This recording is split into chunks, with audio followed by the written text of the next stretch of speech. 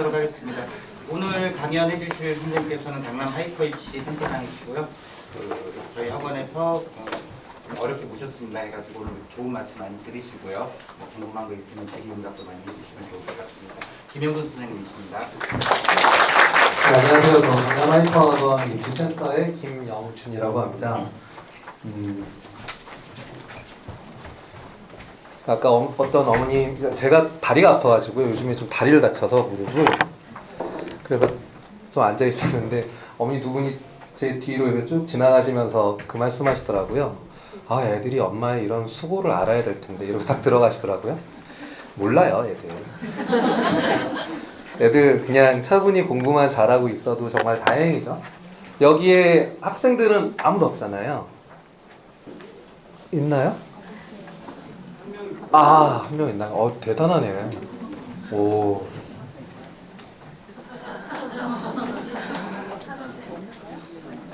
사실 저도 이런 설명회를 쭉 하다 보면 정말 아이들이 올 땐 어쩔 수 없이 오는 경우가 대부분이고, 어머니한테 끌려서 오거든요. 멱살 잡혀서 막 오고 이렇게 너무 듣기를 싫어해요. 이런 거 다 필요 없어. 그냥 공부만 하면 되지 뭐. 맞죠? 공부만 진짜 하면 되고 그대로 잘 하면 되는데, 제일 큰 문제는 공부를 안 하니까 이제 거기에서 또 다른 방법도 찾고, 그러니까 어머님들이 답답하셔가지고 고등학교 2학년, 3학년 설명회 그렇게 데리고 오세요. 지금은 중3이신 거죠? 첫째신가요? 혹시? 첫째이신 분? 아, 그래. 많은 분들은 이미 한번 경험을 다 해보신 쪽이시겠네요. 대부분은. 아, 지금 진행 중인가요? 2023학년도 대비라고 했지만 사실 2023학년도는 나온 게 아무것도 없습니다. 아무것도 없고, 하물며 2022학년도도 대학별 모집안은 나오지가 않았어요. 계획안 같은 게. 그러니까 2021학년도, 그러니까 지금 현재 고등학교 2학년, 이 학생들한테 맞춰져 있는 건데, 근데 2022학년도 지금 고등학교 1학년 때부터 많이 바뀐다라는 이야기는 들으셨죠? 그래서 고2와 현재 고1을 중심으로 중3을 예측하는 방향으로 나갈 겁니다. 어렵게 하려면 진짜 너무 한도 끝도 없이 어려울 수 있는 거고요.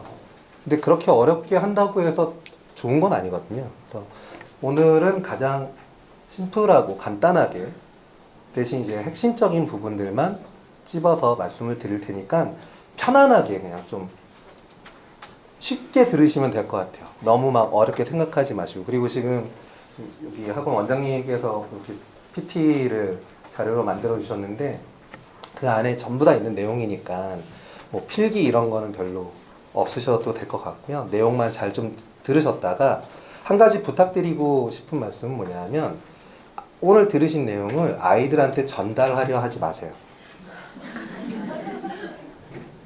그대로 전달이 일단 안 됩니다. 그냥 갑자기 목소리가 막 커지게 되거든요. 그래서 이제 애들이 쓸데없는 데 좀 가지 말라고 계속 이제 그렇게 될 거예요. 갔다 와서 자기한테 이상한 소리만 하니까. 그래서 이런 게 있구나 정도만 이제 생각을 하시고, 차후에 내년 그 이유가 되면 훨씬 더 자세하게 뭐 이런 설명회나 이런 건 자리들도 많이 있을 테니까 차츰차츰 조금씩만 공부해 나가시면 될 것 같습니다. 먼저 이렇게 좀 보셔야 될 것 같은데,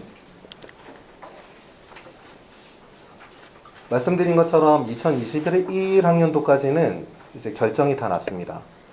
어떤 식으로 평가를 하고, 수능 공부 그리고 내신 이런 걸 어떻게 반영을 하고, 대신 이제 변화가 제일 많아지는 2022학년도, 2015 개정교육과정을 그대로 적용을 하는 현재 고등학교 1학년 같은 경우는 아직 대학에서 발표를 한 게 없다 보니까 되게 뜬구름 잡는 이야기들만 계속 많이 있어요. 그래서 그 내용들이 뭐냐 하면 이렇게 나와 있는데, 핵심은 세 가지입니다.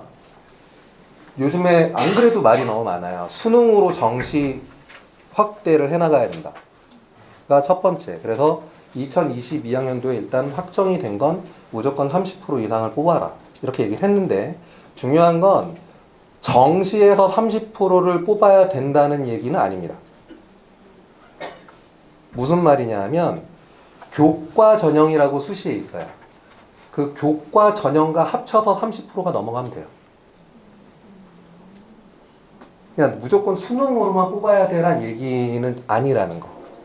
대신 어찌되었든 그 정시에 대한 확대가 첫 번째 골자라는 거. 그리고 또 다른 하나는 수능에서도 그 응시하는 영역의 변화가 생기죠. 들어보셨나요? 수학이 통합으로 바뀌고 그리고 탐구 영역이 과학하고 사회탐구하고 어떤 과목을 선택을 해도 상관없게끔 이렇게 바뀌었다. 이런 얘기들을 많이 하는데 실상은 그렇지가 않습니다. 물론 변화되는 부분이 분명히 있어요. 분명히 있는데 그 부분을 좀 이따 말씀드릴 거고요. 또 이제 오히려 가장 관심이 있으실 만한 부분들 학생부가 간소화된다라는 거 그리고 진로 선택 과목이라는 게 마치 새롭게 개설이 된 것처럼 이야기하지만 사실은 기존에도 있습니다. 지금도. 대신 평가 방법이 좀 달라지는 거죠. 그걸 그 요 세 가지를 중심으로 어떻게 바뀌나 한번 이제 말씀을 드리도록 하겠습니다. 근데 먼저 궁금한 게 뭐가 제일 궁금하세요? 궁금하신 거 혹시 어떤 게 제일? 네. 입시 제도가 네. 정시냐 수시냐 이런 부분이 어떤 식으로 강행이 될 건지 지금 이제 정부에서도 그 뭐 대통령께서도 말씀을 네. 하셨지만 네네. 윤은혜 장관님도 그런 말씀하셨고 그래서 지금 저희 중3 같은 경우는 네. 사실 정시 비율이 얼마큼 되냐에 따라 사실 그 고등학교를 보내는데 많은 그 영향을 미칠 것 같아서 그렇죠. 네, 그런 게 좀 가장 궁금합니다. 스페시픽하게 말씀드릴게요. 아, 네네. 딱 그 부분이요. 알겠습니다. 또 혹시 다른? 네. 그래서 일반고하고 특목고의 차이는 알겠어요. 네. 그 대학에서 특목고를 더 선호하는 건 알겠는데 일반고 내에서도 그런 차이가 있는지 궁금해요. 아, 학교 이제 얘네들 선택 과목이 막 들어가잖아요. 네네네. 그러면 이제 그 과목을 내가 뭐를 선택했냐 학교에서 깔아주면 좋은데 네네네. 안 깔려가지고 선택 못할 수도 있잖아요. 아, 그렇죠. 그런 데 대한 불이익이 있는지. 아, 그 부분에 대해서 말씀드리겠습니다. 좀 이따가. 그리고 아버님 말씀하셨던 그 정시 선발 인원에 대한 확대. 이게 마냥 넓히라고 해가지고 하기가 어려운 이유가 첫 번째로는 수능 시험은 항상 쉬운 기조로 유지를 돼야 된다라는 게 첫 번째거든요. 그렇게 되면 변별이 어려워져요. 그 상태에서 무턱대고 확대를 한다가 가능한 대학들은 지금 이름을 모르시는 대학들입니다. 말씀드려도 거기가 이렇게 생각하시는 그런 대학들은 그냥 다 그렇게도 뽑을 수 있어요. 근데 서울 시내에 있는 주요 15개 대학이라고 하는 그 대학들은 그렇게 뽑기가 쉽지 않습니다. 아니면 아예 제일 높은 대학, 이과로 따지면은 의학계였죠. 그리고 문과 쪽에서는 연대는 좀 그런 식으로 뽑아요. 연대나 성대나 이런 특징적인 몇몇 대학들은 약간은 더 확장을 시킬 수가 있는데 그게 이미 지금 금년부터 그렇게 모집을 합니다. 30% 정도씩은 다 뽑고 있거든요. 대신 다른 부분에서 변화들을 막 주고 있어요. 선발할 때. 그런 차이가 좀 있습니다. 이건 좀 되게 깊이 들어가야 돼요. 단순하게 할 건 아니니까. 대신 아버님이 궁금해하셨던 확대가 일어나기는 할 겁니다. 분명히. 그렇지만 그게 뭐 예전처럼 50%가 되고 이렇게는 안 돼요. 아직까지. 그렇게 되면 일단 교육부뿐만 아니라 고교 자체에서 반발이 일어납니다. 왜냐하면 고등학교는 학생부를 놓칠 수가 없어요. 냉정하게. 학생부를 딱 놓치고 수능으로 딱 전부 다 편제가 되는 순간 학교의 힘은 확 감소될 수밖에 없습니다. 그래서 자꾸 고등학교에선 학생부 전형, 학생부 종합 전형, 교과 전형 이 얘기들을 계속 많이 하고 있는 거거든요. 근데 이런 반발을 다 고려를 해보면 약간은 늘어날 수 있겠지만 그냥 35% 정도까지겠지만 그 이상은 쉽지가 않을 수 있다 정도가 첫 번째 뭐 답안이 될 수 있을 것 같아요. 제가 봤을 때는 그렇습니다. 일단 구조가. 그 선이 어느 정도고 또 지금 많은 뭐 전문가들조차도 네. 입시 제도에 대한 명확한 가이드라인을 파악하지 못하는 이 정말 너무나 허점이 많은 구멍이 많은 이 입시 제도의 공정성이라는 그런 사회적으로 대두돼서 네네네. 대부분의 사람들이 이제 정시로 예전처럼 네. 공정하게 뭐 공정한지 모르겠지만 그거로 네네. 바래서 아마 정치권에서도 그런 뭐 방향을 제시한 것 같은데 한편으로 봐서는 정시가 그 확대됨으로써 사실 그런 정보라든가 없는 사람들의 굉장히 그뭐 차별이라면 차별 그런 뭐 정보가 없음으로써 불이익을 받는 그런 것들이 사실은 공정하게 가는 방향이 아닌가라는 정치권에서 인식 때문에 그쪽으로 뭐 많이 하려고 하는 것 같은데 그래서 전문가 쪽 입장에서 그 뭐 30%가 뭐 되는 거는 우리도 이제 네, 알겠지만 아시니까. 어느 선까지가 왜냐하면 저희는 이제 고등학교를 보내는 입장에서 네네. 그런 걸 조금 뭐 좀 알 수만 있다면 좀 도움이 그렇죠. 근데 사실 그거는 아무도 알 수는 없는 거고요. 대신 아까 말씀드렸던 게 수능 시험 자체가 쉬운 기조라고 말씀드렸잖아요. 지금 주관식을 다 도입을 하자, 그러니까 서술형을 도입을 하자 이런 얘기가 벌써 나오고 있고, 그럼 그걸로 인해서 문제 난이도에 대한 또 변화가 일어날 수도 있고, 그렇게 되면 조금 더 늘어날 여지는 많지만 그렇다고 이걸 단기간 안에 갑자기 10%씩 더 늘려나가고 이렇게는 어렵습니다. 그런 상황이 일단 대학 측에서도 부담이 가요. 그렇게 뽑을 때. 그게 이제 지금 중3까지는 네네. 알겠습니다. 중3까지는 거기에 해당되는 이 내용이 크게 없을 거라고 생각을 합니다. 그냥 2023학년도 이후, 2025학년도 이때부터 또 변화가 일어날 것이라는 얘기는 지금 많이 나오고 있거든요.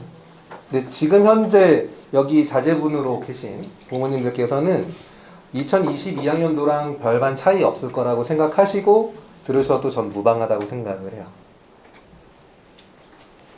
간단하게 요거는 답변이 되셨을까요? 네. 보시면 평가를 이렇게 나누는데 지금 현재 중학교를 다니고 있는 학생들은 어떤 평가일까요? 그렇죠. 이제 저걸 성취평가 뭐 이렇게 하죠. 근데 저 상대평가라는 개념이 어떤 건지는 아시죠?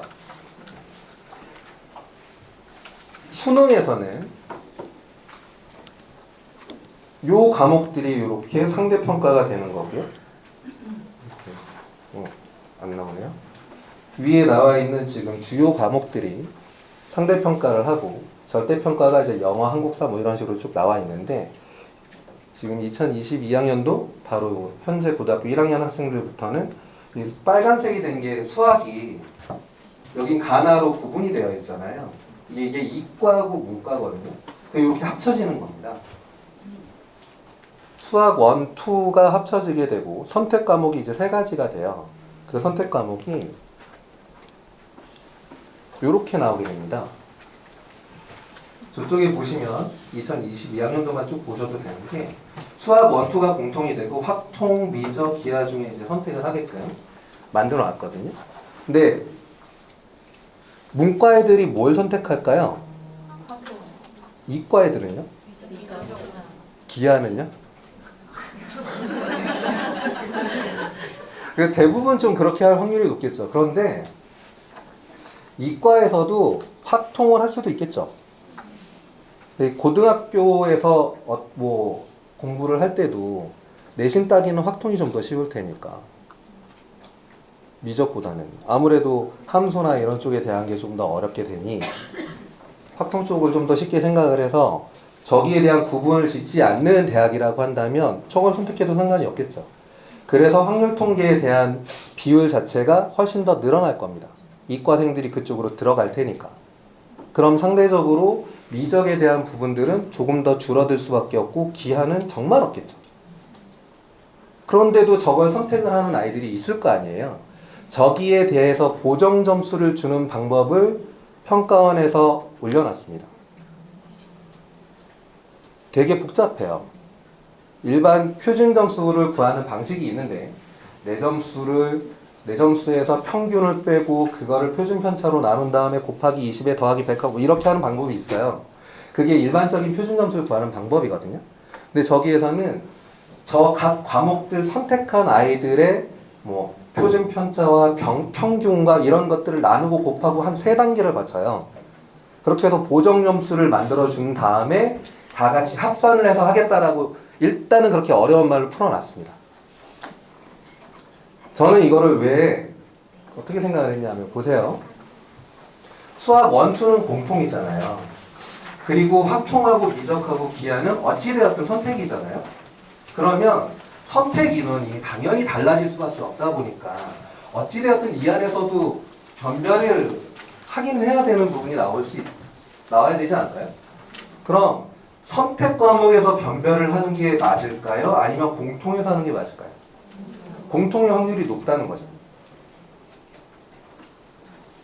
그래서 저걸 쉽게 접근을 하면 안 된다는 겁니다. 그리고 그런 연습들을 내년에 분명히 할 거예요. 고등학교 2학년 학생들한테. 얘네들도 지금 보시면 나눠져 있잖아요.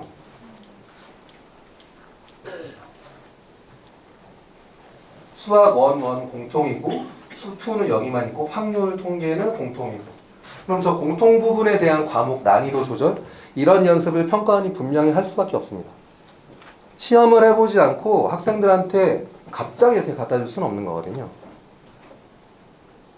그래서 지금 고등학교에 이제 내년에 올라가는 학생들은 저걸 풀어봐가 아니라 그 해 기사들을 조금 볼 필요는 있어요. 어떤 기조로 평가원에서 출제를 했는지 그런 것들을 어머님들께서 혹은 아버님들께서 자료들을 조금씩은 정리를 해 두시는 것도 좋습니다. 그게 현재 고등학교 1학년 지금 고2 올라가는 학생들 걔네들한테 적용이 또 될 거고 그 기조를 또 지금 현재 여기 계신 분들의 아이들이 시험 보는 단계까지 넘어갈 확률이 되게 높기 때문에 진짜 확률과 통계나 미적이나 기하해서 저 선택에서도 변별을 주게 되는 건지 아니면 진짜 수학 1, 2에서 어려운 문제들을 그냥 착 다 내버릴 건지 이런 것들을 한번 미리 살펴보실 필요는 있는 거죠. 뭐 풀라는 게 아니라. 그게 정부의 방향성이 될 수밖에 없는 거니까. 평가원의 방향성이 되고. 그래서 이런 것들을 한번 살펴보실 필요가 있다라는 거. 그리고 문과로 가실 수도 있잖아요. 문과로 갔을 때 이건 지금 수능 시험이니까 수능 시험에서 제2외국어가 상당히 각광을 받습니다. 문과 아이들한테. 왜냐하면 사회탐구 과목이라고 하면 9과목이 있는데 1등급 컷이 만점이에요. 그런 과목이 6과목 정도씩 나옵니다. 어떤 과목은 하나 틀리면 등급이 3등급이 나와요. 100분위가 85 이하로 떨어집니다. 실제 그런 과목이 한두 과목씩은 꼭 존재를 하거든요. 근데 그런 것들 때문에 그걸 미연에 방지하고자 제2외국어를 합니다, 아이들이. 특히 언제 하냐면 재수할 때예요. 고3은 안 해요. 일단 지가 너무 바쁘고 힘드니까.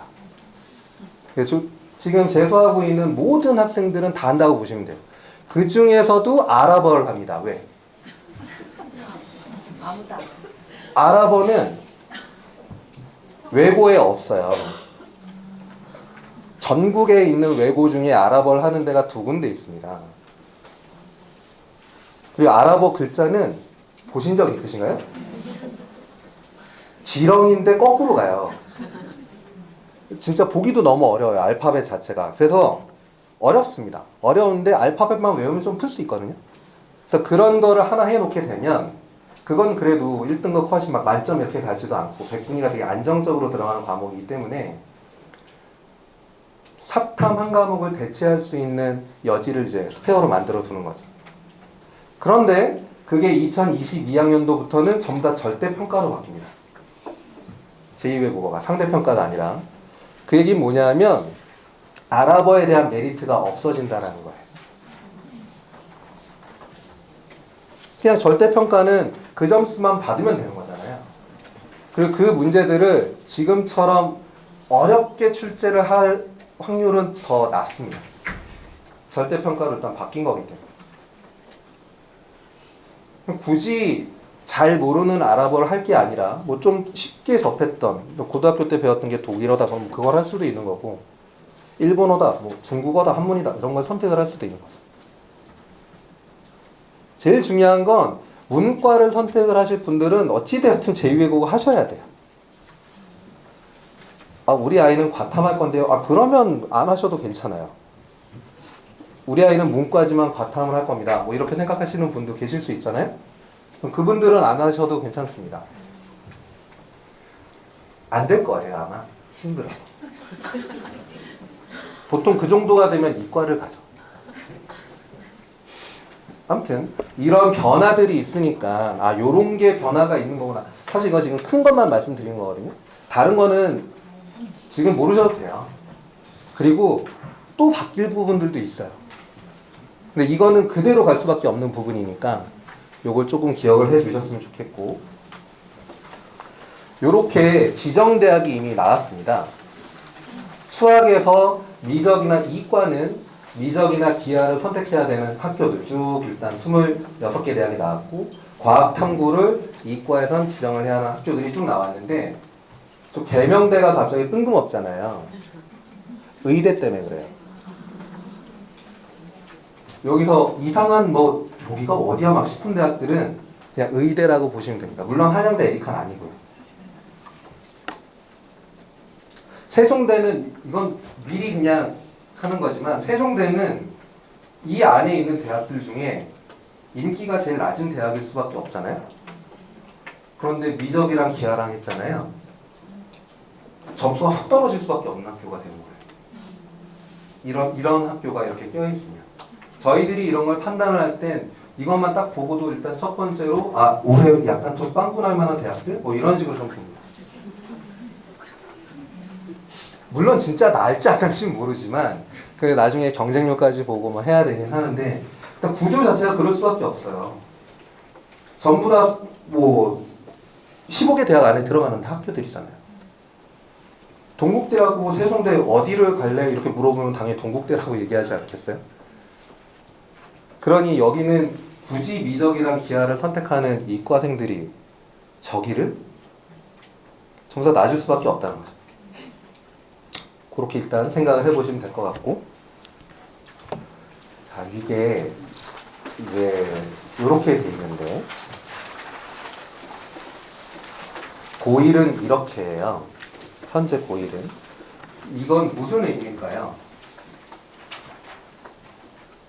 뭐 그냥 보시는 대로 생각하시면 돼요. 상대평가도 있고 절대평가도 있습니다. 두 가지를 같이 이제 병기하고 있어요. 얘네들. 그리고 등급이 이제 5등급이라고 할 수 있는 A, B, C, D, E까지 나누고 있어. 근데 하지만 요 고1은 완전히 구분을 져서 3등급 A, B, C만 나오게 됩니다. 그리고 어떤 과목을 선택을 해야 되는지 되게 좀 힘들어 하시는 부분들이 많아요. 요걸 한번 볼까요? 어떤 아이가 이렇게 있었습니다. 얘는 과학을 잘하는 애일 것 같으세요? 못하는 애일 것 같으세요? 잘해요? 왜요? 5등급인데. 네? 아, 영어하고 과학하고 둘 중에 뭘 잘하는 아이일까요? 영어를요? 왜요?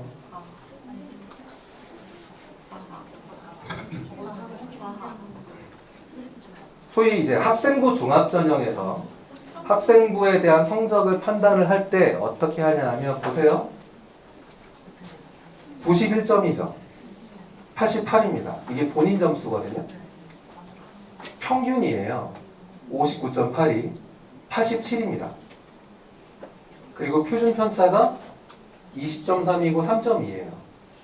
이게 무슨 말이냐 하면 전체 그 학교 학년의 인원이 338명인 학교에서 영어의 평균 점수는 59.8이고 표준 편차가 20이 넘는다는 건 상당히 넓게 네 그런 얘기가 되는 거거든요. 그럼 밑에는 43명인데 평균이 87이에요. 그러면 이 학년의 338명 중에 잘하는 43명이 선택한 과목이라고 보면 돼요. 더구나 편차가 3점이면 다 붙어 있는 거잖아요. 그쵸? 그 안에 얘는 한 점이 높아요. 그럼 전교 20등 정도 한다는 거예요. 아니.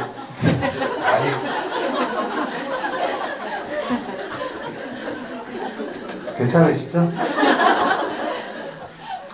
그냥 학생부 종합전형에서 우리 애가 등급이 이게 하나가 너무 잘못 나와서 그냥 그렇게 단편적으로 생각을 하지 않는다는 겁니다. 그래서 어떤 애는 3.2등급인데 붙고 누구는 2.1등급인데 떨어지고 이런 일이 막 일어나는 거예요. 이해 가세요? 근데 이거는 얘가 과학을 잘한다, 영어를 잘한다 사실 그건 속단하기는 어렵습니다.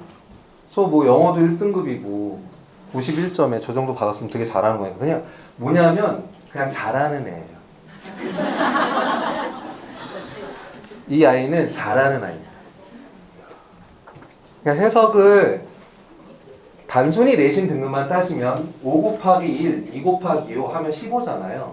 15에다가 2개 더하면 7이잖아요. 그럼 나누는 거예요. 한 2.5 이렇게 나오겠죠? 2점 몇 나오겠죠? 그럼 얘는 2점 몇 등급이 되는 건데 그렇게 계산을 안 한다는 거죠. 그러니까 계산을 하지 않습니다. 학생부 종합전형에서. 되게 오해들을 너무 많이 하시는 거예요. 우리 학교에 나랑 같이 이렇게 다니는 아이가 있는데 제가 나보다 내신이 낮아요. 2.7등급이고 나는 2.5등급이에요. 그럼 내가 당연히 붙어야 되는 거잖아요. 같은 학교 같은 과를 쓰면. 그런데 그게 아닌 경우들이 일어난다는 겁니다. 특히 요즘에 빈번하게. 근데 그런 일들이 안 일어나는 학교들도 많이 있어요. 고등학교에서 그걸 못 쓰게 해서. 내신 성적이 좋은 아이들 순서대로 그냥 쭉 쓰게 하다 보니까 학생부 종합전형의 취지는 그 지원하는 학과의 성향과 이 아이가 그동안 추구했던 방향성이 맞는지가 우선이 되어야 되는 건데 성적 위주로 쭉 줄 세우기를 해버리니까 어떤 아이는 이과에서 난 생명공학이 되게 잘 맞는 아이인데 나보다 내신 등급이 좋은 아이가 생명공학 쓴다고 나보고 못 쓰게 하고 지구과학을 막 쓰라고 하고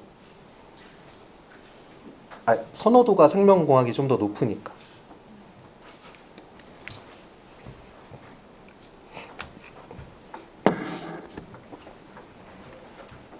이걸로 할까요? 이게 지금 배터리가 다 된 것 같아서.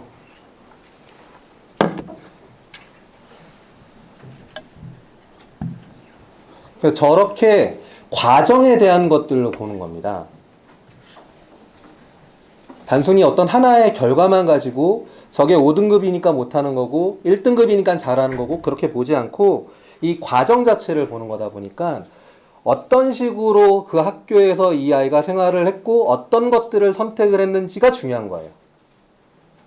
그래서 단순히 학교에서 여러 가지 막 활동들 한다고 하잖아요. 그런 얘기 들어보셨죠? 뭐 비교과다 막 이런 얘기 많이 하잖아요. 동아리도 해야 되고 무슨 창체도 해야 되고 뭐 자율활동도 해야 막 이런 자동봉진이라고 있어요. 그거 들어보셨나요? 못 들어보셨어요?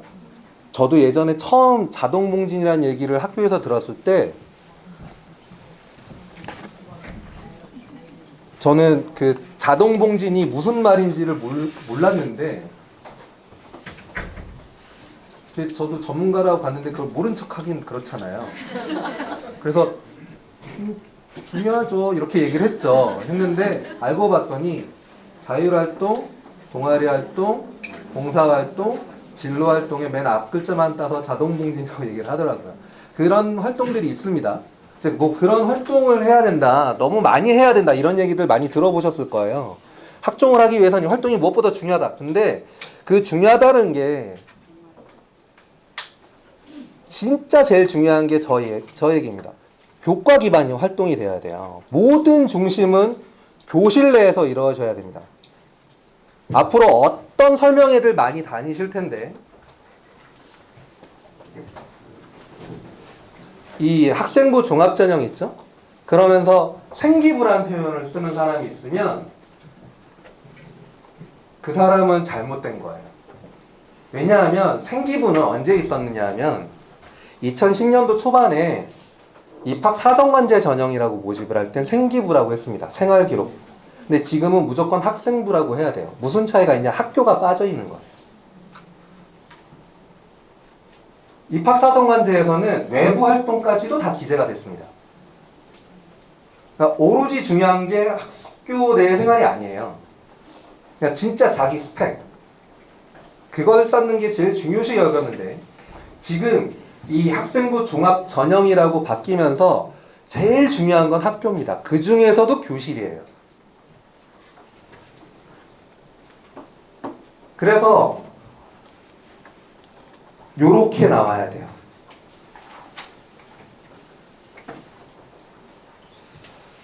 뭐냐? 어떤 걸 듣죠? 이 아이가 어떤 걸 듣고 내가 관심이 간다. 내가 좋아하는 부분이다. 한다면 거기에 맞춰 다른 과목들도 선택을 할 수 있어야 된다는 겁니다. 예를 들어 물리2 애들이 할까요? 안 합니다. 이 어려운 걸 왜 해요? 기하 안 해요. 애들 접선 경기 일으켜요. 도형만 나왔다 하면 일단 막 눈 돌아갑니다. 애들 보면. 그래서 이걸 안 할 수밖에 없어요. 그런데 얘는 나는 기계공학 쪽에 되게 관심이 많다. 이런 아이가 있을 수 있잖아요. 할 수밖에 없는 거예요. 역학을 해야 되니까. 그래 내가 점수가 이게 지금 성취도가 A, B, C 세 가지로 이제 나타나게 되는데 지금 현재 중학교 3학년, 고등학교 1학년 학생들은 B면 잘하지는 못하는 거잖아요. 그냥 보통 한 거지. 잘했다 이렇게 말하기 어렵잖아요. 그게 중요한 게 아니에요. 이제 뭘 선택했는지가 중요하다고 서울대학교 측에서 발표를 했습니다. 아이들이 뻔히 저런 등급이 안 나올 걸 겁내서 선택을 기피할 확률이 높다 보니까 그렇게 되면 우리가 뽑고자 하는 취지하고 전혀 안 맞는다 라고 해서 학교에서 미리 발표를 해버렸어요. 서울대학교에서. 근데 모든 대학은 안타깝지만 서울대가 기준이 될 수밖에 없어요. 서울대가 그렇게 뽑겠다고 하면 나머지들도 눈치 보면서 그렇게 뽑아요. 그래서 서울대는 옆에서 누가 뽑던 어떻게 뽑던 관심은 없습니다. 그냥 가만히 있어도 서울대학교 설명회에 가보신 적 있으신가요? 혹시? 있으세요? 서울대학교 설명회를 가보면 절반은 저 같은 사람이고요. 절반은 구경 오신 분들이에요. 진짜 서울대를 갈 만한 아이들은 대부분 거기 안 옵니다. 그냥 그 시간에 공부해요. 저희 같은 사람들이 거기서 막 질문을 하죠.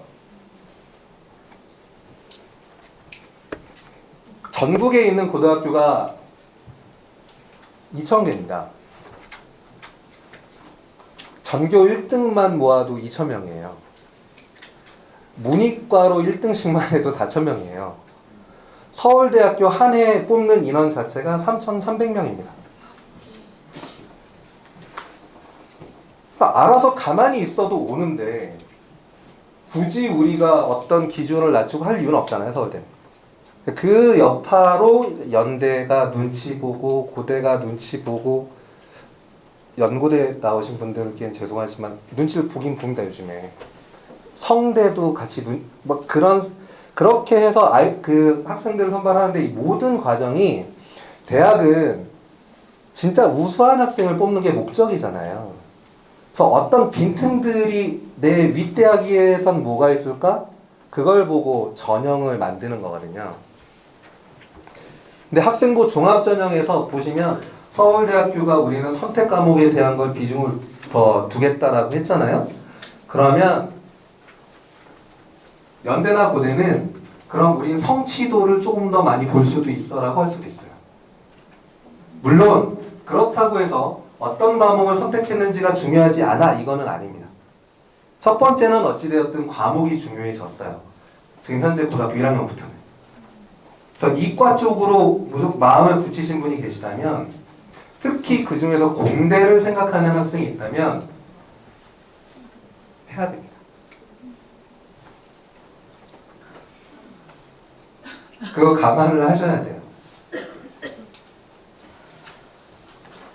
그럼 반대로 경영이나 뭐 문과에서 경제나 이런 걸 하고 싶어하는 아이들도 있잖아요. 그럼 또 이제 경제 수학 쪽을 해야겠죠. 그러니까 이런 선택 과목이 필요한 겁니다. 저기 잘 받을 수 있는 등급을 선택하는 것보다 우선시해야 되는 거예요. 그리고 그 선택과 함께 보세요. 교과 성적 우수가 아니고 출발점이 교과 수업이고 어떤 선택을 했는지가 중요하다고 했잖아요. 거기에다가 연계성이라고 되는 게 뭐냐면 이 수업으로 끝나는 게 아니라 아이들 활동하죠. 동아리, 그쵸? 자율활동도 하고, 그리고 또 하나 토론도 하죠. 그리고 또 독서도 하죠. 그런 게 연결돼 나가는 모습들이 그려져 나가야 되는 거예요. 어렵죠? 안 어려우세요? 어려우시죠? 저도 되게 어려워해서 제가 한 해마다 보는 학생부가 제가 한 900개 정도씩을 해마다 보는데 그럼 학교가 되게 많을 거 아니에요. 그 학교가 잘해주는 곳도 있고요. 아까 어머님 질문하신 게 아닌 학교인데 학생이 잘하는 데도 있어요. 진짜 노력을 많이 한 거죠. 근데 학교가 잘해주는 데는 어느 정도까지는 분명히 프리미엄이 있습니다. 그 학교에서. 그렇지만 그게 이제 많이 감소될 수밖에 없는 거예요. 왜냐? 서류가 엄청나게 간소화돼요. 글자 수 확 줄였고요. 추천서도 없고요. 더구나 수상 실적이라는 게 있잖아요. 그게 학기당 하나씩밖에 기재를 못하게 되어 있습니다. 근데 오해하시는데 학생부 자체에는 자기가 받은 거 다 올릴 수 있어요. 대학교에 지원할 때 선택해가지고 올리는 겁니다. 그럼 결국은 많이 받아놓으면 여러 대학들을 지원하잖아요. 학과가 달라질 수도 있는 거잖아요. 바꿔서 쓸 수도 있는 거예요.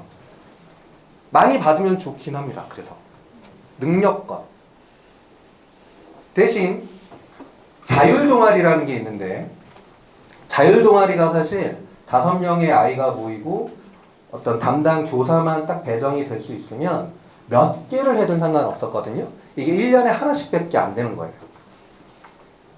그런 선택을 되게 잘해야 되는 거죠. 하나니까. 그럼 그게 어떤 쪽이냐면 자기 전공 쪽으로 나가야지만 되는 거예요. 학생부 종합전형을 준비를 하는 학생이라고 한다면 그 자율동아리를 분명히 해야 되는 건데 내가 추구하고 목표로 하는 그런 방향성이 있을 거 아니에요? 학과나 뭐 이런 쪽으로 그쪽과 연관되게끔 만들어 나가는 게 되게 중요해진 겁니다. 그럼 기존에 사실 소위 말하는 특목고라는 데가 유리했던 이유는 그런 기회의 장들이 많았고 그 기회의 장들이 많았던 것들을 다 실을 수 있었던 거거든요. 학생부에. 그러니 훨씬 더 좋게 평가를 받을 수밖에 없는 거예요. 일반 거하고 비교를 해봤을 때. 근데 그게 지금 많이 줄어들 수밖에 없는 거죠. 그럼 다른 걸로 생각을 해볼 수 있다면 일반고라고 하더라도 내가 어떤 식으로 만드냐에 따라 훨씬 더 나만의 학생부로 만들 수 있는 부분이 생기는 거거든요. 왜냐하면 일반고는 제가 냉정하게 말씀드리면 학생부를 제가 어떤 고등학교의 학생부를 그 같은 학년에 다른 반의 거와 같은 반의 한 2-3명과 이걸 한 5개를 같이 본 적이 있는데 숫자 빼고 다 똑같은 걸 본 적도 있어요. 진짜로 숫자 빼고 다 똑같은 걸, 그냥 다는 아니지만 거의 틀린 게 없는 그걸 본 적이 있는데 내신 성적도 좋았던 아이들입니다. 1등급 때 중후반 정도니까. 근데 그만큼 손을 안 대는 학교도 있어요. 근데 요즘에 하도 이런 쪽으로 얘기를 많이 하다 보니까 그나마 요즘에 좀 나아지긴 했습니다. 그렇다고 해도 일반고는 여력이 좀 떨어져요. 선생님들의 수요도 그렇고 그 업무량 자체도 그렇고 많다 보니까 자사 특목고보다 현저하게 좀 떨어지는 건 사실입니다. 대신 주도적으로 할 수 있는 아이라면 오히려 그쪽에서 내신 잘 받고 내가 가는 길을 하나만 딱 잡아놓고 간다면은 훨씬 더 좋은 성과가 나올 수도 있다고 봐요. 일단 내신 좋으면 무조건 장땡은 맞아요. 무조건입니다. 하다못해 문과라고 해도 문과는 상위권 중에 교과 전형이 없어요. 그거 아시죠? 이따가 보여드릴게요. 상위권 중에 교과 전형이 거의 없습니다. 문과는. 제일 높은 대학이 한양대학교예요. 한양대 무시가 아니라 그 위로 따지고 보면 뭐 성대도 있고 연대, 고대, 서울 다 있잖아요. 근데 여기는 전부 다 종합이거든요. 그럼에도 불구하고 거기서 뽑을 수 있는 아이들의 내신 성적대가 딱 정해져 있기 때문에 문과도 내신 성적을 잘 받지 못하면 안 됩니다. 결국은. 하지만 고려대학교의 지금 일반 전형 같은 경우는 수능 최저학력 기준이 상당히 높고 수능 최저학력 기준이라는 게 있거든요. 지금 모르셔도 돼요. 근데 수능으로 그 어느 선을 가르는 게 있거든요. 그러다 보니까 일반고임에도 불구하고 3등급 때 중후반 학생들이 붙는 경우도 꽤 있고요. 연대는 자사고, 유명 자사고인데도 불구하고 내신이 1.5가 넘어가면 안 됩니다. 연고대가 좀 색깔이 달라요, 완전히.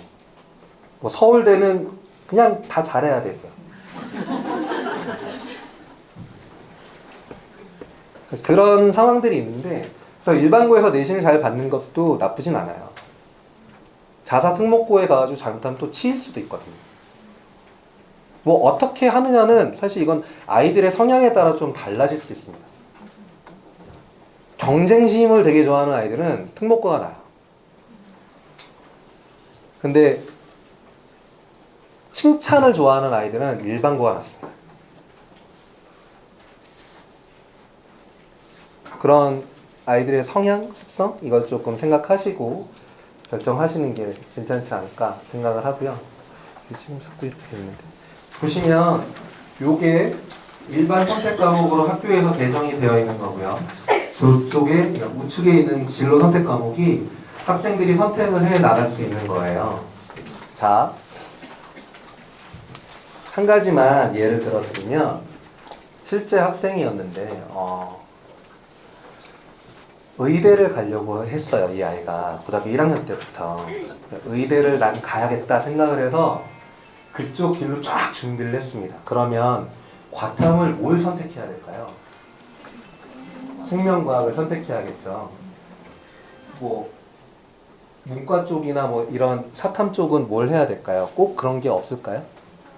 뭐 윤리 이런 쪽으로 해야 요즘 그 도덕성, 인성 이런 부분을 많이 하니까. 근데 얘는 무조건 지리만 했습니다. 무조건 지리만 했어요. 얘가 내신이 1.5등급이거든요. 그 학교에서 1.5등급인데 한 6등? 7등? 요 정도 하는 아이예요. 일반고고 학교에서 전부 다 말렸습니다. 안 된다 넌. 의대 안 된다. 의대 절대 안 되니까 거기 말고 다른 데 쓰자. 근데 얘가 그냥 무조건 우겼어요. 자기 쓸 거라. 해서 6군데를 한 군데 빼고 5군데를 의대를 넣어서 3군데가 다 됐습니다. 중앙대, 아주대, 네, 이런 아주대 에이스 전형으로.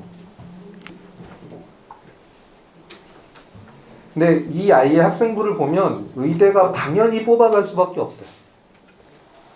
지리를 했다고 말씀드렸잖아요. 너 지리 왜 했어? 이러고 물어봤거든요. 근데 자긴 중학교 때부터 그 지리적 위치와 고도에 따라서 어떤 질병들의 차이가 있고 어떻게 이게 흘러가는지 그 안에 기류는 어떻게 타고 가는지 그게 너무 궁금했대요. 그래서 살 수 있는 그쪽의 생물체, 뭐 이런 것들 어떤 그쪽에서 퍼져나갈 수 있는 기후나 이런 것들에 따라서 퍼져나갈 수 있는 박테리아들 이런 것들이 궁금해서 난 그런 연구원으로서 의사를 하고 싶다라고. 그 얘는 학교에서 지리에 관련되어 있는 상이나 이런 게 못하니까 그 학교장 이걸 받아서 승인을 받아서 교육청에서 진행하는 거 다 쫓아다니고 막 했거든요. 뭐 수학 그냥 그래요. 애 보면 수학은 뭐 딱히 관심도 없고 생명은 좋아하죠. 생명과학은. 그래도 얘는 오로지 지리 덕후예요. 딱 보면 지리학과 가야 될 것 같은데 그냥 자기가 그렇게 노선을 정하는 겁니다. 그게 특히나 또 자기소개서에 잘 묻어놔야 돼요. 이게 어머니 글을 잘 쓰는 게 아니에요. 글을 잘 쓰는 게 아니라 자기소개서를 쓰는 이유는 저 이렇게 잘났습니다를 보여주는 게 아니에요. 자기소개서는 내 학생부를 이런 길로 읽어주세요라고 하는 거거든요. 그래서 왜 그런 걸 했고 내가 어떤 활동을 왜 했고 내가 저기서 왜 보고서를 작성을 했고 어떤 책을 왜 읽었는지를 적어주는 거예요. 근데 요즘 애들 계속 거기에 쓰는 거 보면 뭐 성적이 향상이 돼서 1등까지 하게 됐고 보람을 느꼈고 그러니까 아무도 관심을 안 갖죠. 근데 자기가 앞서 말씀드렸던 그 연계성이라는 거 있잖아요. 그런 부분들을 계속 써줘 나가는 게 이제 자기소개서가 되는 겁니다. 그렇게 하기 위해선 학교 생활 자체가 그런 식의 연관성을 가져야 돼요. 그런데 진짜 한 가지만 좀 기억해 주셨으면 좋겠는 게 뭐냐면 고등학교 올라가게 되면 분명히 그런 말씀 많이 들어요. 우리 학교에서 서울대학교 경영학과 간 선배는 저 동아리를 했어. 우리 학교에서 뭐 서울대 전기전자를 간 선배는 이 동아리를 했고 의대를 간 선배는 이 동아리를 했어. 그리고 책은 이걸 읽었어. 정말 많이 듣거든요. 근데 오해를 하시면 안 되는 게 걔네들이 그 동아리를 했기 때문에 간 게 아니라 걔네라 간 거예요.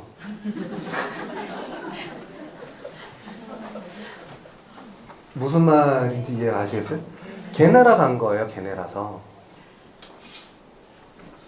그 어떤 고등학교는 그래서 그 동아리를 들어가는데 너무 치열해가지고 시험 보고 막 떨어지고 좌절하고 애들 막 그래요.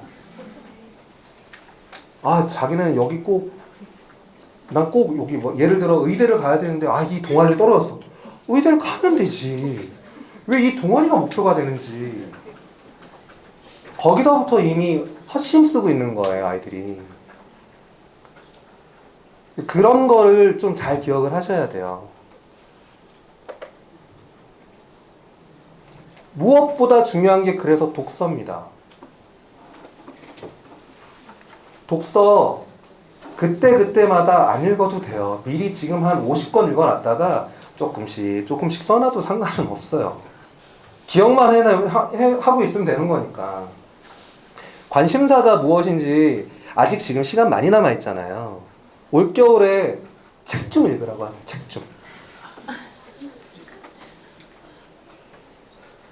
서울대학교를 합격한 학생들의 평균 도서 권수는 뭐 56권이고 그러지는 않습니다. 제가 본 아이들 중에서는 20권 읽고 붙은 아이도 있었고요. 한 120권 되는데 떨어진 애도 있었어요.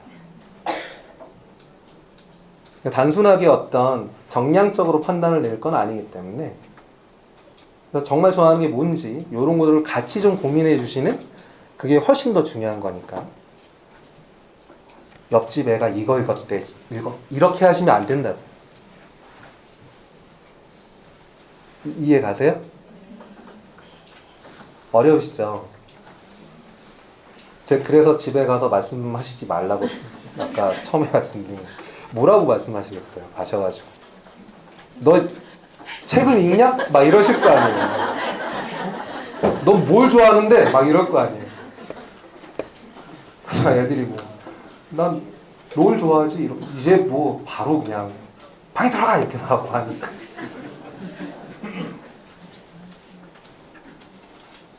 아이들이랑 좀 말씀을 많이 나누십시오.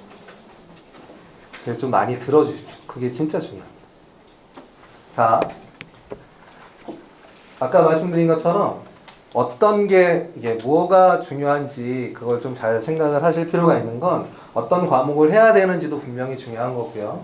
그게 내 관심사에 대한 표현이 되는 거기 때문에 그리고 그 과목을 통해 다른 어디와 무엇을 연관시킬 수 있는지 그런 연계성 같은 것까지 꼭 잘 고민을 하신 다음에 앞으로 고등학교 올라갈 때 갔을 때 그런 걸 좀 선택을 해 주실 필요가 있고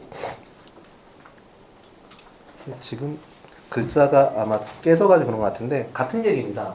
보시면 수상 경력의 이제 기재 제한 학기당 하나라는 거. 근데 저거는 지금 내가 딸 수 있는 개수에 대한 제한은 아니라는 거. 많이 따면 딸수록 좋습니다. 선택할 수 있는 여지가 많아지니까. 대신 자율 동아리는 무조건 기재를 한 개만 할 수 있습니다. 1년에. 그래서 저건 꼭 잊지 마시고 소논문이나 이런 거는 이제 다 기재를 못 하게 되는데 소논문은 기재가 안 되는데 보고서는 기재할 수 있어요. 내가 어떤 부분에 대해서 관심이 있어서 그게 특정 과목과 연결을 시킬 수 있다면 그걸 간단하게 A4지 한두 장으로 보고서를 작성해서 그 담당 과목 선생님한테 제출을 하면 거기에 대한 거는 세특에 써줄 수 있어요. 그러니까 논문 형식 자체가 안 된다는 겁니다. 사실 애들이 논문을 써봤자 얼마나 쓰겠어요. 말이 안 되지. 그리고 이 논문을 쓴다고 해서 대학 교수가 딱 보고 난 다음에 와 대단한 걸 이렇게 볼까요? 얘는 나랑 한번 얘기를 해봐야겠는데 뭐 이렇게 볼 수 있는 논문이 있을까요? 없습니다. 그냥 기특하죠. 그러니 별 의미가 없는 건데 저기에 너무 막 목매는 사람들도 많고 강남권에 가면 허다해요. 500만 원 줄 테니까 하나만 써달라 이런 사람도 많고 진짜 많습니다. 돈이 진짜 많아요. 그래서 저게 지금 다 없어졌다라는 거 생각을 하시면 되고 봉사활동은 그 자동봉진에서 봉이 빠지긴 했지만 시간은 기재가 됩니다. 그래서 특히나 의학계열 쪽에 생각하는 학생들은 꼭 저기에도 초점을 맞출 필요가 있습니다. 왜냐하면 아까 말씀드린 것처럼 이제 의대는 무조건 그 학생의 인성 쪽에 훨씬 더 포커스가 많이 맞춰져 있어요. 그래서 요즘 대부분의 의대들이 수시에서 면접을 MMI라고 하는 다중미니 면접인데요. 어떻게 하는지 혹시 아세요? 아시죠? 어떤 학교는 3개의 방에 들어가고요. 어떤 학교는 5개 방에 들어갑니다. 근데 방에 들어갈 때 이제 질문지가 있잖아요. 질문지가 뭐 수학 문제를 풀고 과학 문제를 풀고 이런 거 하나도 없습니다. 실제 예로 나왔던 문제를 하나 말씀드리면 간단하게 80대 노신사가 있는데 사회에 엄청나게 많이 기부도 하고 도움을 많이 준 노신사가 있어요. 그리고 30대 건장한 그러니까 젊은 대망나니 젊은이가 있어요. 근데 둘 다 이식을 받아야 됩니다. 근데 하나예요. 누굴 줄 거야? 라고 물어봅니다. 그럼 누굴 주겠죠. 그쵸? 누굴 주실 거예요? 왜요?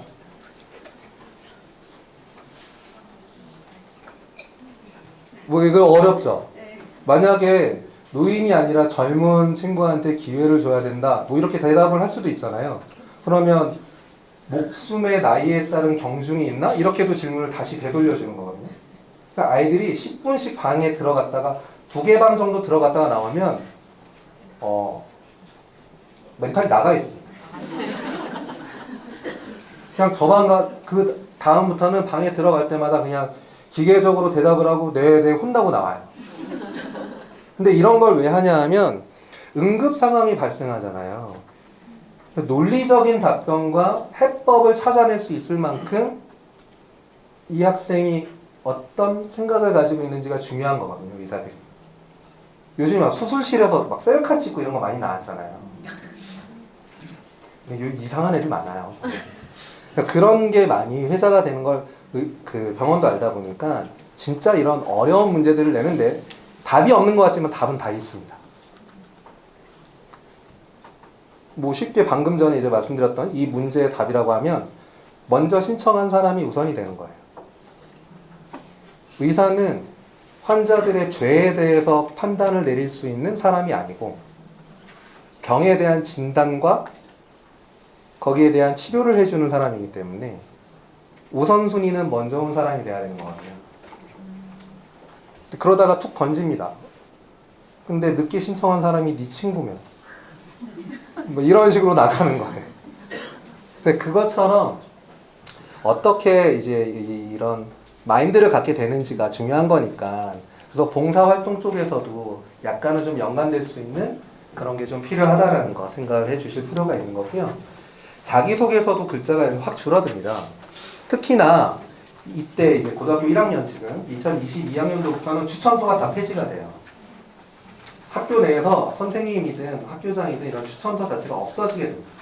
그럼 이 말은 보세요. 학생부도 글자 수가 줄어들죠. 양 자체가 적어지는 거잖아요. 거기다 추천서도 없어지죠. 그럼 결국 표현할 수 있는 방법은 자기소개서밖에 없는데 이것 또한 줄어드는 거거든요. 그럼 얼마나 압축적으로 나에 대한 이야기들을 풀어나갈 수 있는지가 관건이 되는 거예요. 그것과 함께 앞서 계속 말씀드렸던 학교생활 내에 내 연관성, 연계성 이런 것들을 어떻게 잘 표현할 수 있는지 그게 무엇보다 중요해지는 겁니다. 특목고가 유리한 건 그 안에 루트나 이런 그림들을 그리기가 수월한 건 있어요. 왜? 기존에 이미 해온 게 많으니까. 일반고는 내신 따기는 훨씬 좋습니다만 길을 내가 새로 만들어 나갈 확률이 높아요. 그런 어려움이 있습니다. 서로가 사실은 장단이 다 있어요. 특목고는 내신 따기 어렵죠. 어찌되었든 내신 따기는 어려우니까. 근데 일반고는 그에 비해 수월하긴 하지만 다른 것들을 만드는 게 어려운 거죠. 그래서 아이들의 성향을 보고 선택을 하는 게 맞다라고 말씀드린 거예요. 이런 거 저런 거 막 혼자서 뚫고 나가는 거 좋아하고 이러면 갈 수도 있죠. 내신만 잘 받을 수 있다면 일반고. 훨씬 더 독보적인 학생부를 만들 수도 있고 자기만의 스토리가 이 안에서 묻어나올 수도 있는 거기 때문에 그걸 조금 참고를 해 주셨으면 좋겠습니다. 자, 보세요. 이게 거기 보이시죠? 위에 이런 학교가 있고요. 아래에 이런 학교가 있습니다. 별반 차이가 크게 느껴지시나요? 이 동네에 있는 특목고고요. 위는 아래는 전국 단위 유명한 학교입니다. 그래서 거기 옆에 나와 있죠. 저기는 4명인데 수시만이에요. 46명도 수시만입니다. 작년에 들어간 학교가. 이걸로 봐서는 사실 크게 차이를 못 느끼거든요. 크게 차이가 느껴지세요? 아, 뭐 영미 문학 읽기, 영어권 문학 이런 거요? 과학 탐구 이런 거? 조금 더 있죠. 조금 더 뭐 숫자가 좀 더 좋은 것도 있긴 하지만 별반 차이는 안 나는 겁니다. 이런데 이런 차이에서 저렇게 10배 이상 차이가 나을까요? 무슨 말씀 드리고 싶냐면 보세요. 편차가 얘네가 좀 더 작기는 하죠. 그럼 조금 더 오밀조밀하게 자란 아이끼리 뭉쳐 있는 건 맞겠죠. 얘는 조금은 더 넓지만 이 정도의 편차면은 정말 우수한 집단입니다. 보통 일반고는 20이 넘어요. 23 막 이렇게 나와요. 표준 편차가 우리 애 막 수학 점수고 막 이렇게 나옵니다. 안 믿기시겠지만 있어요. 근데 이 정도면 정말 잘하는 학교거든요. 그런데도 저렇게 편차가 나오는 거잖아요. 이게 아까 잠깐 했던 거 다시 한번 위에 아이하고 아래 아이하고 누가 잘할까요?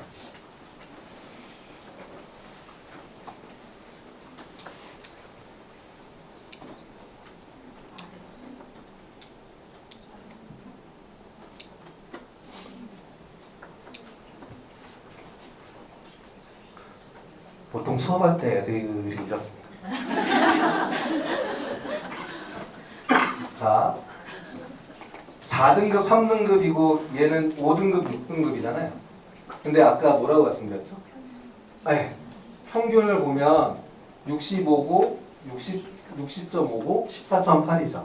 근데 여기는 88, 87, 3.2고 저기도 90, 89.8, 저기 10.1이죠. 여기는 20.9고 이렇게 나와 있죠. 그러니까 얘는 잘하는 애들끼리 얘네들도 이건 지금 선택을 한 과목이기 때문에 이 아이가 우수한 평가를 받는다는 거예요. 이 아이보다는. 그래서 이런 것들을 기준으로 해서 보시면 비교과라고 요즘에는 말을 안 합니다. 그걸 활동이라고 하는데 아까 처음에 보여드렸던 교과 기반 활동이라고 보시면 돼요. 그래서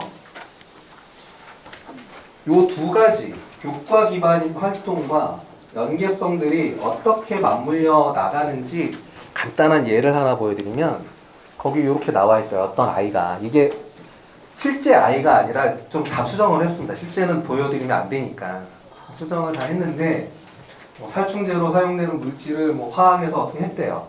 인체에 미치는 영향이 뭔지 한번 막 조사를 해봤다고 얘기를 하고 다른 걸 봤더니 2학년 때도 이렇게 나옵니다. 물리에서도 보면 얘는 물리나 수학이나 전부 다 독서에 대한 이야기가 되게 많이 나와요. 거기다가 전공 관련 도서도 많이 읽었다고 하고 그리고 특히 수학에서 조금 희한한 게 고등학교 수학하고 다르게 이제 좀 풀었다네요. 저런 거 이제 써놨어요 선생님이. 실제 그런가? 이렇게 다른 부분에서 찾아보는 거예요. 그래서 자동봉진이라고 했던 그분에 봤더니 진로활동에도 여기도 책을 많이 읽었다고 해요. 그리고 얘 동아리를 봤더니 영화에서 봤던 것들을 실제 실험도 막 해보고 계산도 하면서 이런 모습이 막 나와요. 그러니까 실천적인 모습들이 실제로도 나오고 독서나 이런 것들을 통해 자기가 궁금해하는 것들을 계속적으로 좀 넓혀나간다는 느낌을 여러 군데서 나온 거예요. 앞에서는 센특에서도 나왔고 여기서 창의적 체험 활동에서도 나오고 그리고 독서를 그만큼 많이 했으면 다른 부분에서도 그게 드러날 수 있는 거잖아요. 그렇게 봤더니만 수상 경력에서도 독서에 관련되어 있는 상을 받고 수학에서 아까 왜 고등학교 풀이 과정과 달리 막 푼다고 했잖아요. 그랬더니만 수학 연구대회에서도 상도 받고 이게 어떤 상을 받아서 잘했고 어떤 동아리를 해가지고 잘했고가 아니라 여기에 나와 있는 그런 표현들이 다른 세부 능력 및 특기사항에서도 볼 수 있고 수상에서도 볼 수 있고 동아리뿐만 아니라 진로활동에서도 그 아이들의 특징이 나오고 그게 다 같이 연결이 되어 있고 이런 모습들이 이 아이를 좋게 만드는 겁니다. 이 학생부 자체를. 여기 어디에 무슨 동아리가 뭐가 중요하겠어요. 저 안에 뭐라고 표현되어 있는지가 되게 중요한 거죠. 근데 이제는 저 글자도 줄인다는 거예요. 간략하게. 그냥 팩트만 뭐 했음. 그래서 그 뭐 했다는 것들에 대해서 자기가 꼼꼼하게 기억을 해놔야 됩니다. 이런 게 있습니다. 이게 지금 학생부에 나와 있는 그 항목들인데 요 위에 나와 있는 거 하고요. 밑에 나와 있는 거 하고요. 어떤 차이가 있는지 혹시 아시겠어요?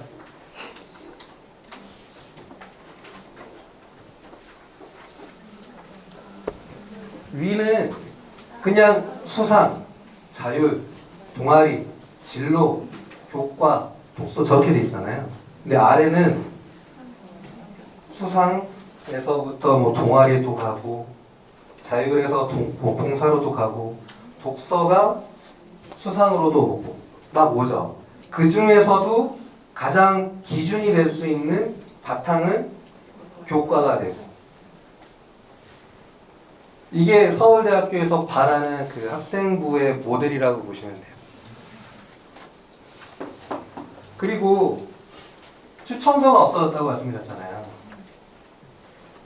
이게 추천서의 역할을 하는 겁니다. 학년마다, 학년 말에 담임 선생님이 그 학생에 대한 종합 의견을 적게 되어 있어요. 그러니까 1년 동안 이 학생을 관찰하고 그 결과를 저기에다 작성을 하게 되어 있는 건데, 무엇보다도 좋은 훌륭한 추천서가 되는 거예요. 그래서 학년마다의 추천서가 올라간다고 보시면 돼요. 그래서 선생님하고 관계가 되게 중요합니다. 그래서 위 같은 경우는 이렇게 얘기를 하고요. 아래는 능동적이라고 얘기를 하거든요. 위는 뭐 했는지를 묻는 건데, 저거는 관계가 없는 거예요. 뭐 했는지, 어떻게 그걸 만들어 나갔는지를 보여주는 게 무엇보다 중요하다는 거.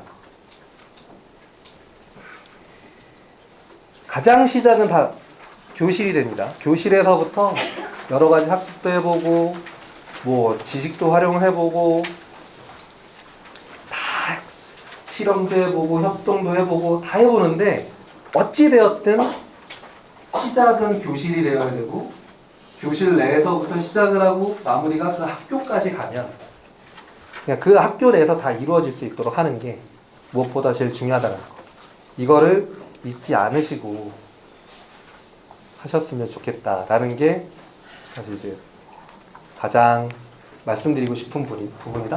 뭐 이렇게 생각하시면 되실 것 같습니다. 자, 그래 아까 작성 본인이 뭘 기억해야 되는지를 기억하는 게 되게 중요하다고 말씀드렸잖아요. 그래서 그거 어떻게 다 기억을 하겠어요? 메모하는 습관을 좀 길러야 돼요.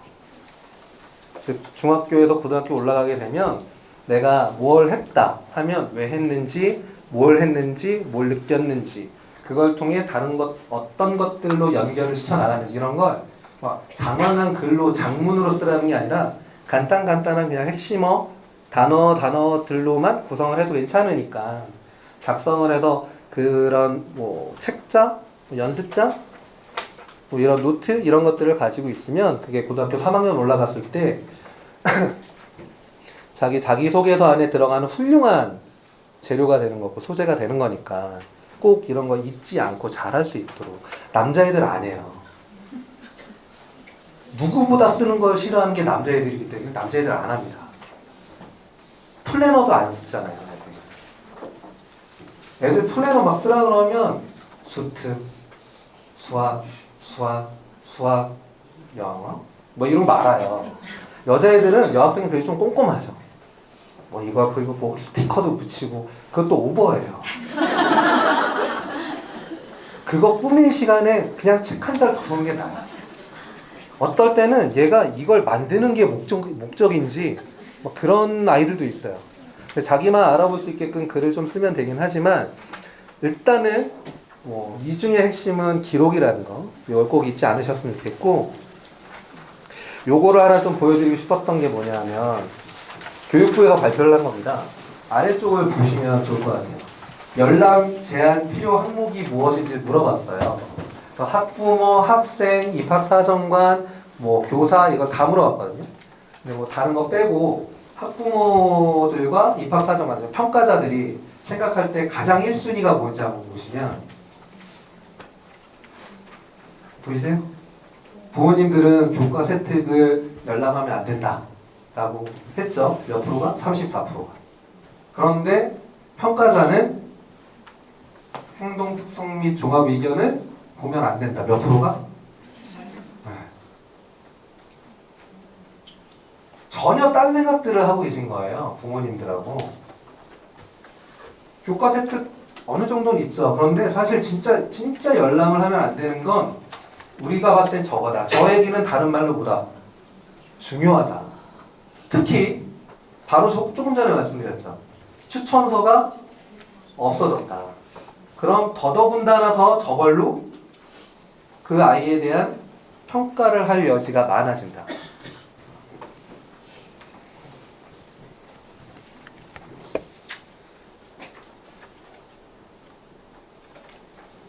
지금 고등학교 2학년, 1학년 학생을 같이 이렇게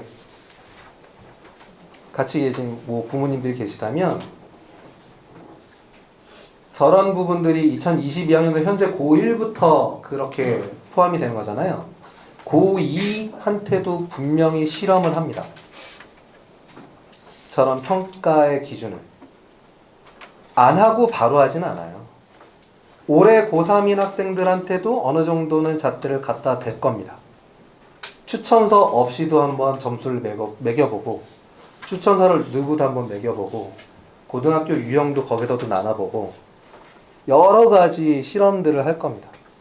그래서 현재 고3이나 고2 자제분을 같이 두고 계신 부모님들은 올해도 이 범주를 크게 벗어나진 않을 수 있겠다라는 생각도 꼭 가지셨으면 좋겠다라는 거 이제 말씀드리고 싶고, 보세요. 이거 위에 지금 정기적 필요 항목에 보면 엄마들은 진로 희망사항이 3번째잖아요. 저 사람들은 보지도 않아요. 그래서 저거 없앤 거예요. 진로 희망사항이 아예 이제 없어졌잖아요. 없어졌어요. 예전에는 혹시 보신 적 있으신지 모르겠는데 진로 희망사항란에 학부모란이 있어요. 왜 학부모의 진로 희망사항을 적는지 모르겠어요. 애는 막 파일럿 이러고 있는데 옆에 막 학부모는 검사 막 이러고 있어요.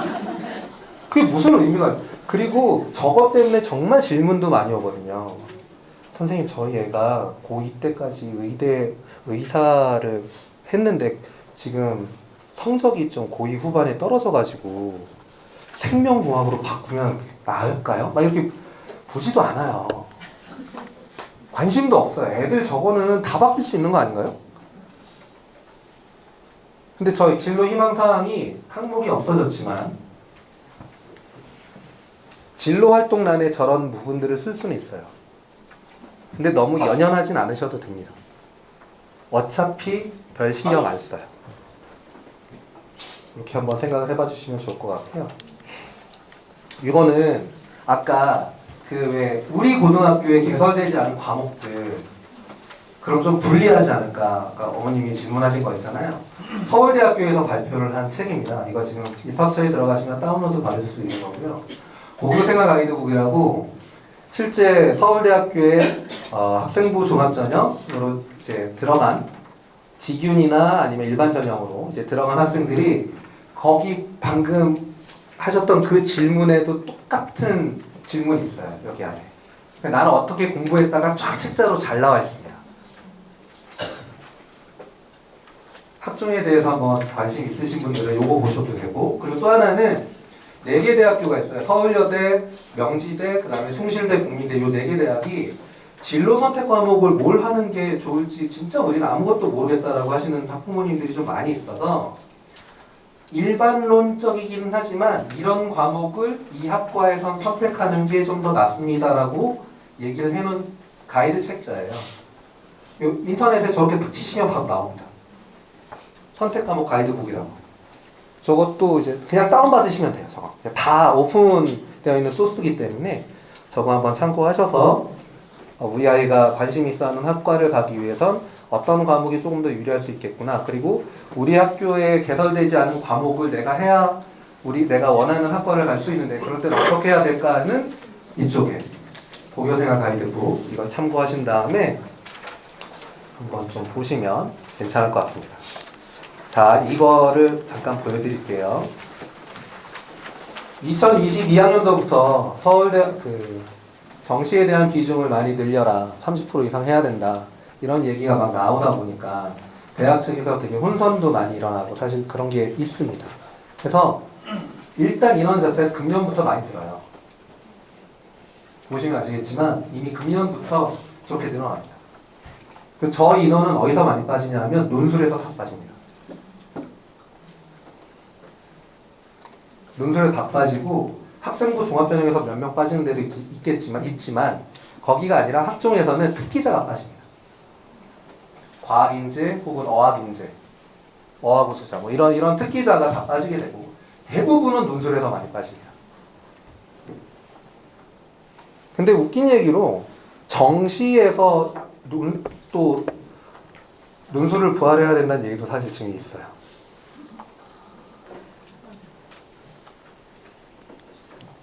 근데 지금과 같은 논술 형태는 아니겠죠. 그런 얘기도 일단은 회자되고 있긴 합니다. 근데 아마 그렇게 되기는 지금 당장은 좀 어려울 테고, 한다고 해도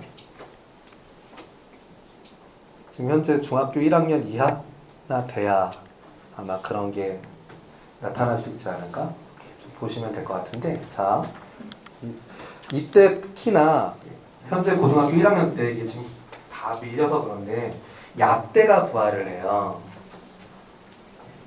약대가 1693명이 선발이 됩니다. 학사로. 근데 그거는 수시에서 몇 명을 뽑고 정시에서 몇 명을 뽑을지 아무런 발표를 아직 나온 게 없어요. 비율에 대한 것들도 나온 게 없고. 다만 이걸 통해 알 수 있는 건 뭐냐면 이과생들은 상위권 대학을 갈 이 부분이 좀 더 넓어졌다? 요즘에 취업난도 있고 여러 가지가 있잖아요. 이제 그런 것들 때문에 그래서 의대나 이런 쪽이 훨씬 더 각광을 받는 겁니다. 의대, 치대, 수의대가 또 요즘에 인기가 좋죠. 반려동물 인기가 많으니까. 그리고 한의대. 한의대가 좀 많이 떨어졌죠. 근데 약대가 나오면 약대가 확 올라갈 수밖에 없어요. 치대보다 더 올라갈 학교들도 생겨요. 사실. 특히 여학생들.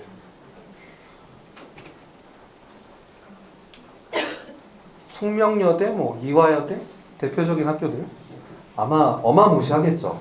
의대보다 높을 수도 있겠죠. 오히려 의대 싫어하는 아이들이 꽤 있으니까.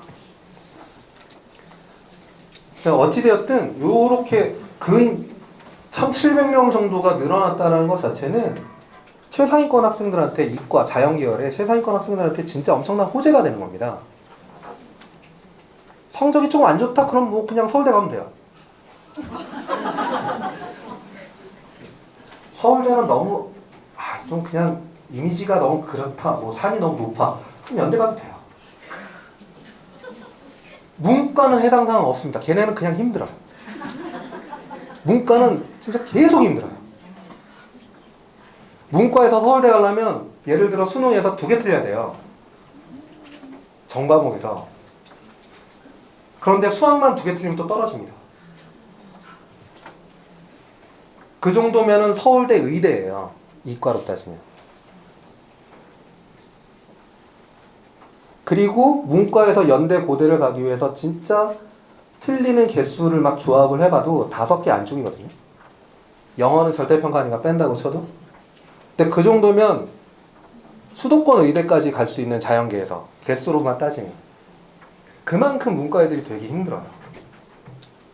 문과를 지금 희망하는 자제분이 계시다면 잘해주십시오. 너무 안쓰러워요. 되게 힘들게 공부하는데 하나만 실수하면 막 확 떨어지니까. 이과는 거기에 비해서 좀 많이 나아진 거죠.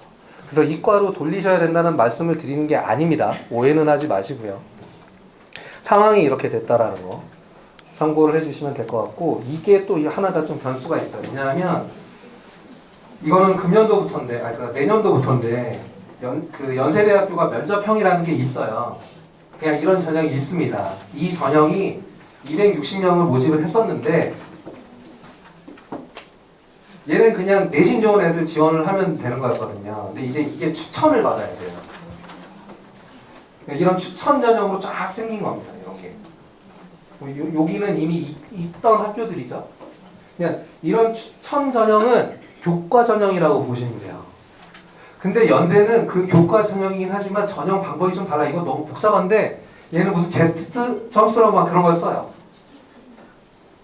등급 전혀 안 봐요. 원점수, 평균, 표준 편차 이것만 가지고 계산을 합니다. 좀 이상해요. 그리고 서류에 대한 비중이 더 커요. 60%입니다. 교과가 40%. 이게 교과 전형이지만 교과라고 볼 수 없는 전형이에요. 그리고 하나 더 보시면 이렇게 나와 있는데 생각해 보세요. 고려대학교 학교 추천 원투 저 전형이 이제 학교 추천 전형으로 다 통합이 되는데 3학년 재학생 중에 4%예요. 추천을 받을 수 있는 인원 자체가. 그러면 요즘에 한 학년에 200명 정도 되는 학교들이 많이 있잖아요. 4%면 8명이에요. 그 말은 뭐냐면 고려대학교는 그 아이들을 제외하고 여기에 대해서는 전혀 관계가 없는 거잖아요. 자, 이런 게 막 많이 늘어났다 엄청나게 얘기들을 하거든요. 근데 실제로 따지고 봤을 땐 교과 전형 자체가 종합 전형보다 높이 나오는 학교들은 지방대들입니다. 서울 시내에 있는 주요 대학들은 종합이 제일 높을 수밖에 없어요. 거기에다가 수능 정시가 되는 거고, 그리고 논술이 되는 거예요, 아직까지는. 근데 이게 또 역전이 되긴 하죠, 좀. 이게 더 올라가고, 정시가 좀 더 올라가고, 더 떨어지고, 여기가 약간 올라가고, 저기가 좀 더 올라가고, 뭐 이런 식으로 바뀌긴 하죠. 무슨 말씀 드리고 싶은 거냐면, 자, 고려대학교의 추천 전형이 이렇게 있는데, 1158명을 모집을 하고, 31.7%, 그냥 32%나 여기서 모집을 해요. 추천 전형으로. 근데 아까 여기에 자격 조건이 있었잖아요. 학교에서 받을 수 있는 퍼센트가 몇 프로였는지 기억하시나요? 4%. 그죠? 200명 중에 8명만 여기 해당되는 거예요. 그럼 여기는 학업우수형, 계열적합형, 이 두 개가 일반 전형이라고 하는 전형이거든요. 여기도 학생부 종합 전형입니다. 그럼 200명 중에 여기에 쓸 수 있는 애들이 몇 명이나 될 것 같으세요? 그냥 예상으로 정말 기껏 많아봤자 20명 정도 되지 않을까요? 그 아이들이 특기자를 쓸 수 있을까요? 나머지가? 없어요. 그럼 28명을 제외한 172명은 고려대학교 수시에서 갈 대학에 없는 겁니다. 학생부 종합전형으로 고대는 많이 뽑으니까 학종으로 갈 수 있지 않을까? 그게 아니라는 거예요. 나머지 170명한테는 여긴 아무 데도 갈 수 없고 걔네들은 그냥 수능 100이에요. 쓸 수가 없죠. 어떻게 쓰겠어요? 그러니까 지금 외부에서 막 뭐 뉴스 혹은 일반 설명회에서 보면은 뭐 여기 면접 이게 늘어났고 인원수가 논술이 감소가 됐고 뭐 특기자가 또 줄고 정시가 뭐 저렇게 돼 있기 때문에 비율 자체는 지금 33% 그렇게 하지만 그래도 이쪽이 높습니다. 막 이런 얘기들 하잖아요. 여기 해당되는 애들이 몇이나 될 것 같아요? 없어요, 별로. 일반고에서 전교 1, 2등 연대 다 떨어집니다. 서울대 직윤 붙었는데 연대 떨어진 애들 허다해요. 학생부 전형으로 썼을 때. 아까 처음에 말씀드렸죠. 얘네들은 자기네들이 내 바로 옆이나 나보다 좀 더 위에 있는 학교하고 어떻게 비껴가지고 또 다른 좋은 아이들을 뽑을까에 대한 고민들을 한 겁니다. 전부 다. 그게 너무 무조건 뭐 수시로 가야지 목매시면 안 된다는 거예요. 적어도 그럼 거기에 들어갈 수 있을 정도의 성적을 받아야죠. 기본적으로. 활동만 되게 많이 한다고 해서 될 게 아니라는 거죠. 활동을 그렇게 되게 잘하면 대학이 아니라 산업전선으로 뛰어들어요. 어찌되었든 진학이라고 하는 이쪽은, 입시 쪽이라고 하는 건 성적과 연관이 안 될 수가 없습니다. 특목고든 일반고든.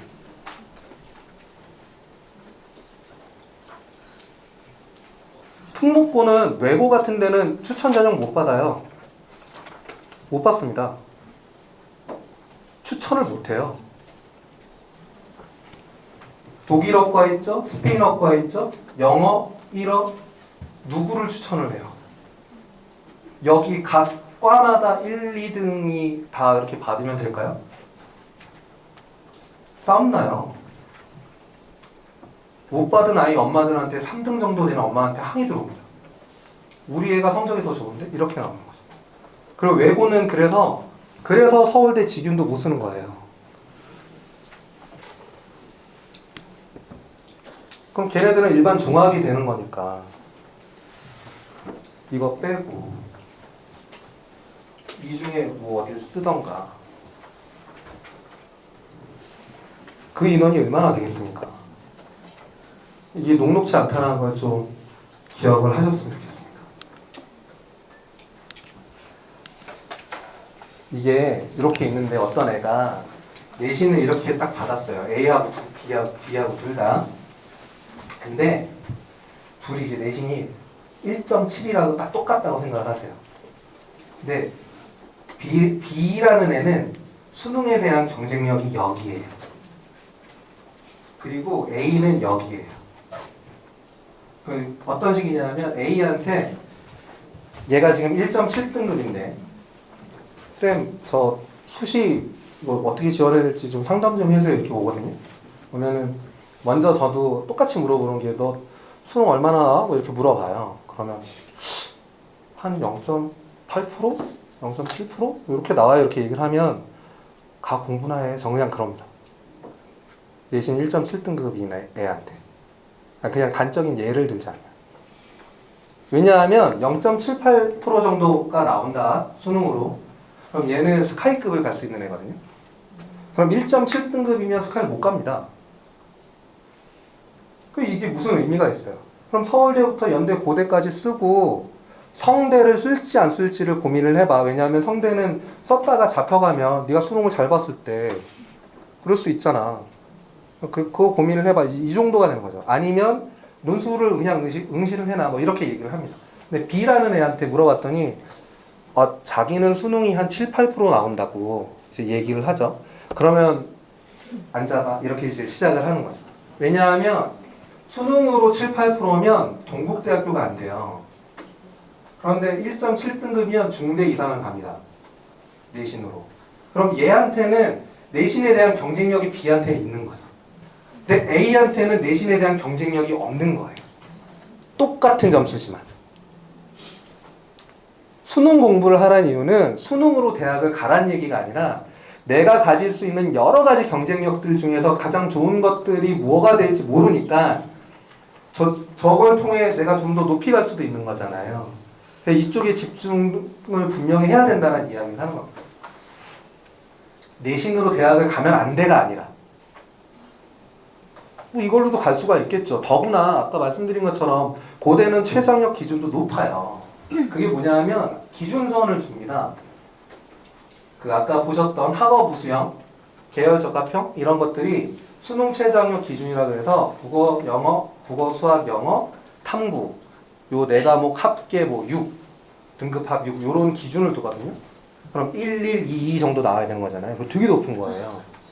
그만하면 정시에서도 건동은 가거든요. 건동 이상은 뭐 건대, 동대 잘만 하면은 그 이상도 갈 수 있는 거니까 되게 높은 최저를 주는 거거든요. 걔네들한테는 저런 것도 훨씬 더 좋은 경쟁력이 될 수 있는 거죠. 그래서 내신 공부가 중요합니다. 기회의 장을 수시에서 더 많이 넓힐 수 있기 때문에 대신 내신과 함께 이제는 그 안에 들어갈 수 있는 내용들이 많이 줄어드니까 처음부터 계속 말씀드렸던 것처럼 연계성과 연관성들을 꼭 기억을 하시고 그런 과정들을 메모하는 습관을 꼭 키우시고 이렇게 해서 아이들이 내가 1학년, 고등학교 1학년, 2학년, 3학년 쭉 올라갈 때 나만의 경쟁력이 좀 더 좋아질 수 있도록 그렇게 만드시는 게 제일 중요하고 거기에 수능에 대한 것들도 저게 꼭 정시로 가라는 이야기가 아니라는 거. 내신이 그냥 1.5등급이면 되게 잘했잖아요. 아, 1.5는 그냥 별로세요? 한 1.3 정도, 3 정도 돼야 돼. 1.5는 되게 좋잖아요. 내신이 1.5여도 혹은 내신이 1이어도 서울대를 떨어집니다. 왜냐하면 교과 전형이 아니기 때문에. 떨어져요. 무조건 떨어져요. 무조건 아니죠. 그러니까 떨어진 애들 되게 많아요. 어떻게 내가 내신이 1이고 전교 1등이라고 갈 수 있다는 장담을 합니까? 그건 학종은 장담을 못하는 거거든요. 그러니까 여러 길들을 그냥 늘어놓는 거지. 근데 저기에서는 수능은 내가 다 맞으면 다 골라가잖아요. 그게 제일 속 편하지 않을까요? 그냥 그러셨으면 좋겠다 싶어서 말씀을 드린 겁니다.